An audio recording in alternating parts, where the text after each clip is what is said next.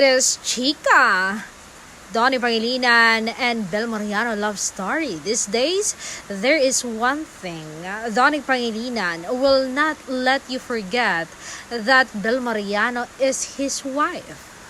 On late night with one showbiz insider, the actor sat down with the host to talk about filming Tayo sa Wakas. And of course, he couldn't help but mention his real-life partner, Bel Mariano. Ilang beses daw niyang binanggit ang aktras.